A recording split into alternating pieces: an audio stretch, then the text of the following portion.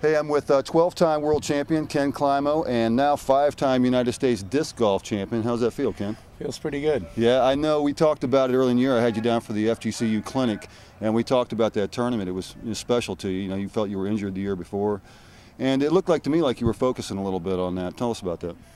Yeah, you know, well, they put up a little bit of a carrot for us this year, a little extra prize money on top there for first place, and you know, that tournament's special in itself. You know, that doesn't take the prize money to make me get up for that tournament, but there was a few extra little perks this year and made it a little more incentive to shoot well there. And I had a game plan. I had a pretty good solid game plan this year, and just don't take any big numbers and do what you do basically. And I was fortunate enough to throw my shots where they needed to go and make some putts. You not only just made some putts, you know, you kind of made history there at USDGC. Of course, you shot the course record in the 3rd round.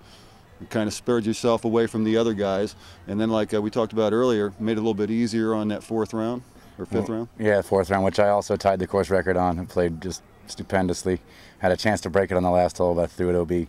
Now tell us about that. What's that feel like when you're playing around like that? You know, you talk about Jordan and Tiger when they're getting in that zone. It's got to be the same kind of thing. Yeah, you know, the last 2 days I felt unstoppable. Yeah, someone asked me about, you know, how's it going to go out there? Who's going to win? And I'm like, me.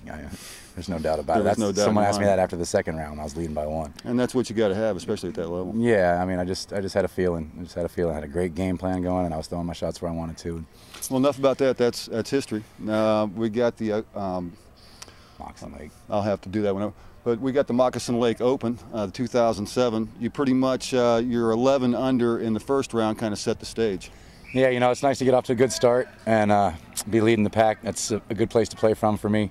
I don't mind being out there in front, being the front runner. Some guys like to play from behind by a stroke or two, but I'd rather be out there in front. Now, something I've always wanted to ask you, this Moccasin Lake Open has always been kind of a premier event here in Florida, but since the addition of the Players Cup, it seems to be like a mini warm-up for the guys that are going to be playing there, so I think the competition's kind of stepped up. What do you think? Definitely, definitely. It's great to have these travelers from all over the place, especially the high-caliber players that came this year, and it just makes it good for the city of Clearwater and all the players around here to get to see, you know, the level of competition that's out there. Cliff Stevens is an absolutely beautiful course. It's a testament to you. It's your home course, and you went out and dominated today. I mean, the last round, we're going to show some footage of that, was superb. I mean, you didn't make any mistakes that I could see. You may not have got all the birdies, but you didn't make a lot of mistakes out there. Yeah, that's what it's about, you know, not making the big mistakes. If you do make a mistake, try and clean it up with least trouble as possible. You know, compound your errors and get in making double bogeys and stuff. Now, I like what you told Nico there at the end. You know, he's the young kid. You're going to see him with the hair.